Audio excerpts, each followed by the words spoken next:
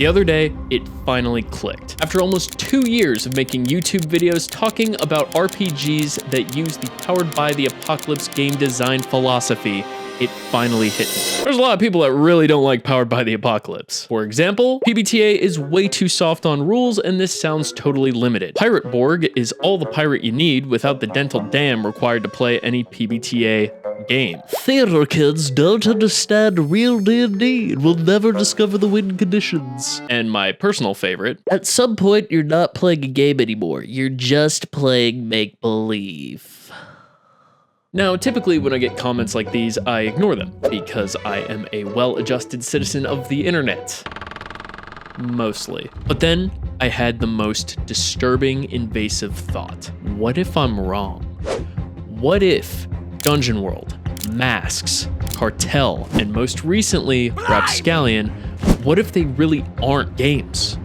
What if they really are camouflaged improv exercises meant for thespians in denial? That would mean I've been inadvertently spreading the word of the cult of improv. Oh my god, I'm basically RPG YouTube's Tom Cruise. I had to get to the bottom of this. So the first thing I did was I looked up the definition of a game. I used the Merriam-Webster English Dictionary because it shows you words and how they're used in the current form of English that's being spoken today. The first definition didn't bode well for my case. Game.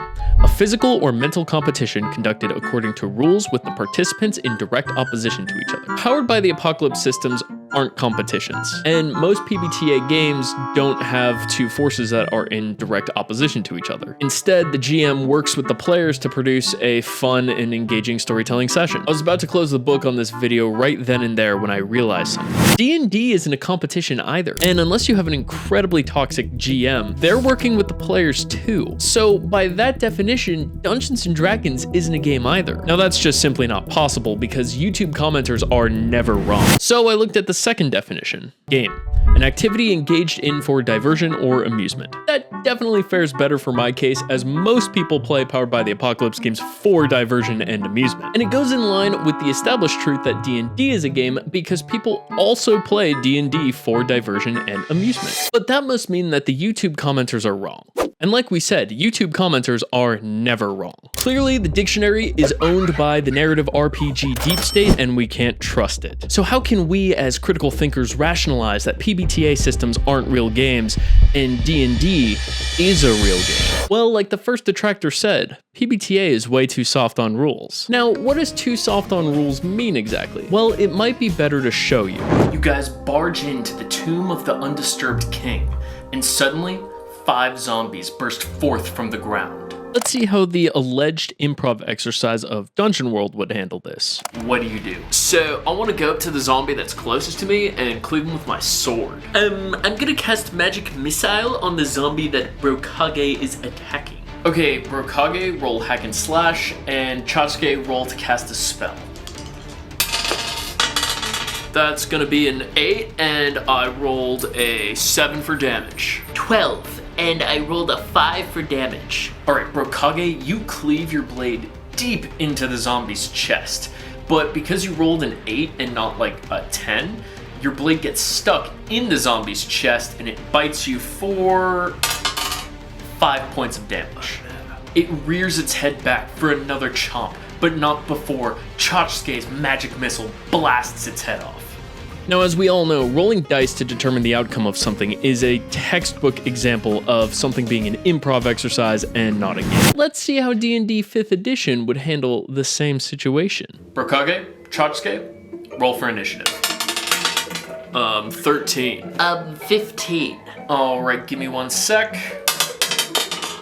Okay, so Brokage, the first zombie runs up to you and attacks you for a 15. Does that hit? No, can't do, boss man. I have an AC of 16. Okay, perfect. That makes it Chachke's turn. I'd like to use my action to cast Magic Missile on the zombie that's attacking Brokage. And then I want to use my movement to move 10 feet away. Now, I rolled a 4, a 4, and a 1. And all 3 Magic Missile darts are targeting that same zombie, so that's 12 points of damage. Okay, great. Brokage, it's your turn. Alright, so I can't move without incurring an attack of opportunity, so I'm just gonna attack. Does 7 hit? No, it doesn't. And if you're not gonna do anything else on your turn, we're just gonna move. Wait, I have great weapon proficiency and I'm wielding as Zweihander, so I think I can re-roll that. 1 sec. Does a 14 hit? Yes, it does. Okay, cool. Let me just roll for damage real quick. That's gonna be 8 points, boss man. Great, now it's the zombie's turn. Oh, wait, is it over?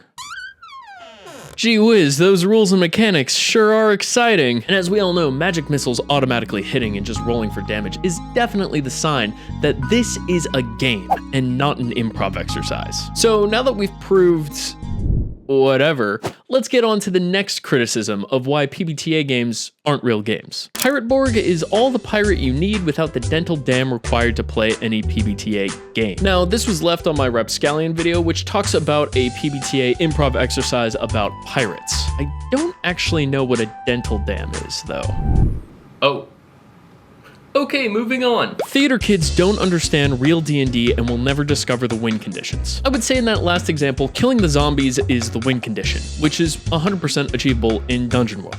Let's move on. At some point, you're not playing a game anymore, you're just playing make-believe. Ah, yes, of course, because when you're playing D&D and you roll a D20, if it hits, you are actually striking the very real creatures of ogres, wyverns, and zombies that are actively threatening you as you sit around this dinner table. There's no make-believe whatsoever. You are absolutely not assigning imaginary things to numerical values. Okay, I'm gonna stop being a salty bitch now. The reality is, Powered by the Apocalypse is a proper game system, as you do rely on rolling dice to figure out what happens next. These systems do rely on role-playing a lot more than D&D or Pathfinder or like Shadowrun, but the unpredictability of the dice rolls still makes it a game. If you're someone who poo-poos PbtA games and those who enjoy them, and you say that they're not real games and they're just improv exercises, you should probably look inwards and figure out why you're being such a salty bitch. But, my PbtA enjoyers, you are not off the hook. The Powered by the Apocalypse community can be extremely toxic too. Even though my little skit shat on 5e a little bit, there is nothing wrong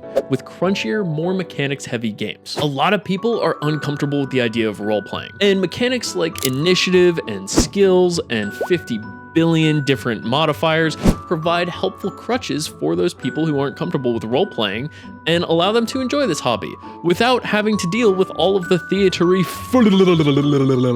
and even people who don't mind those things, like yours truly, sometimes just want to kick back, relax, throw some dice, and have fun with their friends without having to go on an entire emotional odyssey that you often find with Powered by the Apocalypse games. This video could have been an email. Thank you so much for watching anyway.